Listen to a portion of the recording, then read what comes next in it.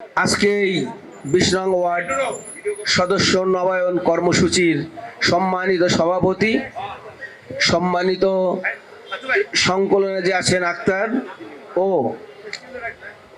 ঢাকা মহানগর উত্তরের সম্মানিত সদস্যবৃন্দ ও বনানী থানার ও গুলশান থানার বিএনপির নেতৃবৃন্দ ও অঙ্গ সংগঠনের ছাত্র দল, যুব দল, স্বেচ্ছাসেবক দল, শ্রমিক দল, কৃষক দল, মহিলা দল সকলকে সালাম ও শুভেচ্ছা জানাচ্ছি। সকল আমার সালাম গ্রহণ করুন। সংগ্রামী ভাইরা, আজকে এমন একটি প্রোগ্রাম সদস্য নবায়ন। শুধু সদস্য নবায়ন বললেই হবে না, আমরা মনে করি সদস্য নবায়নের সাথে আমাদের নতুন সদস্য প্রয়োজন আছে। 18টি বছর আমরা এই প্রোগ্রাম করতে পারিনি, আমাদের হাজারো ভাই সদস্য হতে পারেনি, কিন্তু আন্দোলন সংগ্রামে আমাদের সাথে ছিলেন। আমাদের সাথে আমাদের প্রিয় নেতা জিয়াউর রহমান আদর্শকে বুকে ধারণ করেছেন।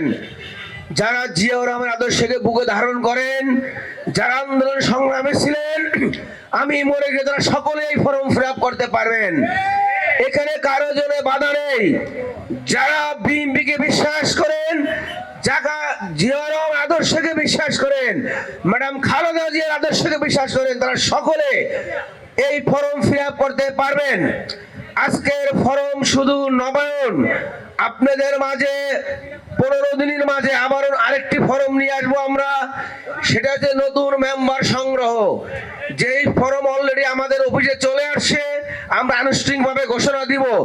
কারণ আমাদের অনেক হাজারো ভাই এই বাংলাদেশে জিয়াউর রহমান আদর্শের বিশ্বাসী হয়েও কোনোদিন সদস্য ফর্ম পান নাই, তাদেরকে আমরা ফর্ম দিব ইনশাআল্লাহ।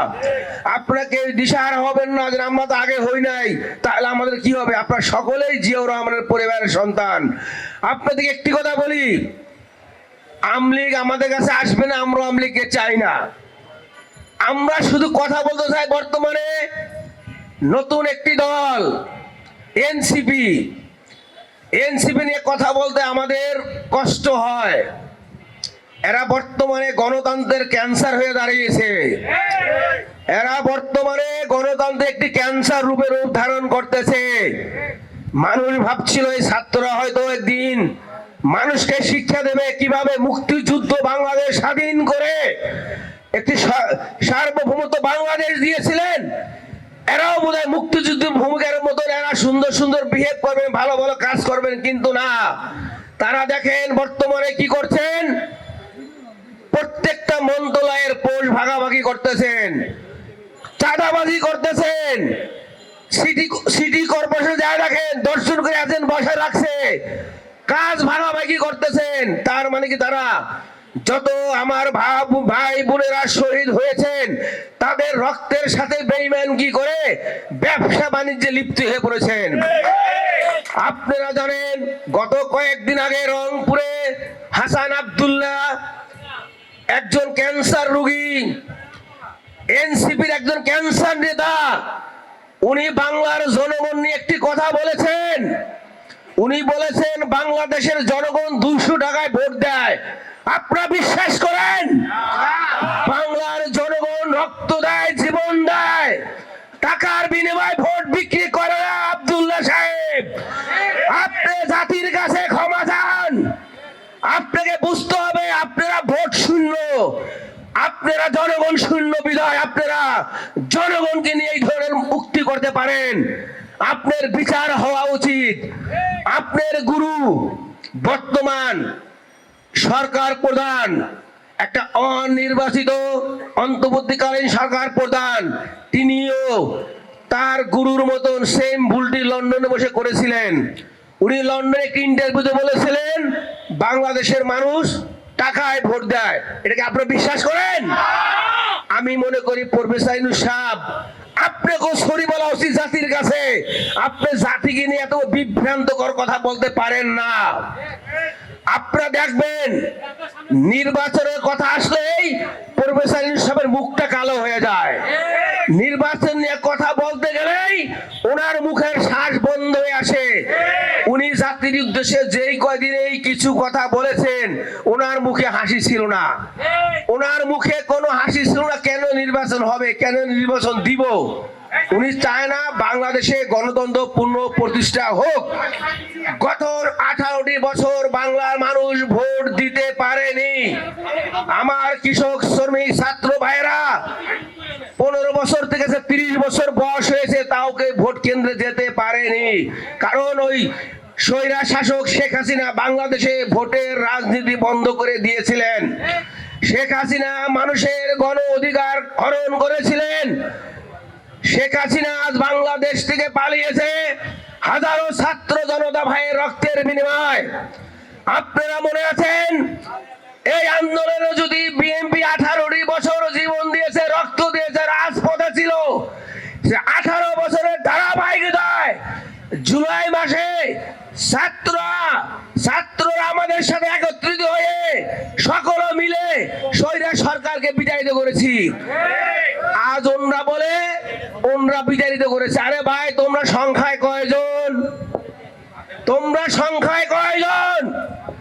যত ছাত্র, তার মধ্যে 60% ছাত্র দলের। কারণ বাংলাদেশে বর্তমানে 60% লোক জিয়া রহমান আদর্শ ধারণ করে, তার মানে তাদের সন্তানরাই তো ছাত্র। তোমাদের যেইভাবে ইউনিভার্সিটিতে পিটাইছিল ওবায়দুর রহমানের কথা, ওবায়দুল কাদেরের কথায় মনে আছে? যে ছাত্রলীগেই তোমাদের জন্য এনাফ।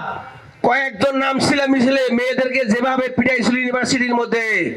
তারপরের দিন যদি আমার প্রিয় নেতা জনাব তারেক রহমানের নির্দেশে ছাত্র দলের 50,000 ছাত্র দলের সৈনিক পল্টন থেকে মিছিল বের করে ইউনিভার্সিটি মুখী হয়ে সংগ্রামকে ভিন্ন খাতে প্রবাহিত করেছিল, সেই আন্দোলন ছিল এক দফার আন্দোলনে প্রবাহিত করেছে।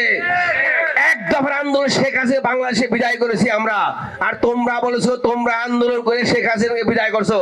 তোমরা তো ডিবি হারুনের রুমে 6 জন গিয়া ভাতের টেবিলে ভাত খাইছো, আর সবাই প্রত্যাহার করেছে আন্দোলন। ভুলে গেছো তোমরা যেই 6 জন প্রত্যাহার করেছিলা, সেই 6 জনে 3 জন মন্ত্রী সবাই যায় বসছো, 3 জন দলের প্রধান হচ্ছে, নতুন দল করছো।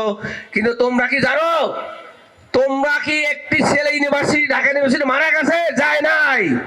কারণ ঢাকা ইউনিভার্সিটির রাজনীতি ছিল ফেসবুকে বসে বসে, কিন্তু প্রত্যেকটি প্রাইভেট ইউনিভার্সিটির ছাত্ররা কিন্তু রাজপথে ছিল, শহীদ হয়েছে, রক্ত দিয়েছে না ভাইরা?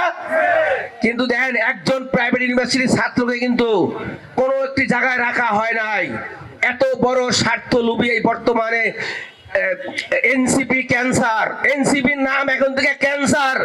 এরা গণতন্ত্রের ক্যান্সার, এরা বাংলাদেশের গণতন্ত্রের ক্যান্সার রূপে রূপ ধারণ করতেছে। প্রিয় ভাইরা, বর্তমান সরকার প্রধান কিছুদিন আগে কাতার গিয়েছিলেন। আপনাকে জানতে হবে এগুলো। কাতারের প্রধান রাষ্ট্রপতি ওনার সাথে দেখা করেন নাই। উনি দুবাই গিয়েছিলেন, দুবাইয়ের আমির ওনার সাথে দেখা করেন নাই। উনি লন্ডন গিয়েছিলেন কয়েকদিন আগে, লন্ডনের প্রাইম মিনিস্টারের সাথে দেখা করেন নাই। উনি নাকি এত বড় নেতা, উনি একজন নোবেল পেয়েছেন, কিন্তু বড় নেতা না।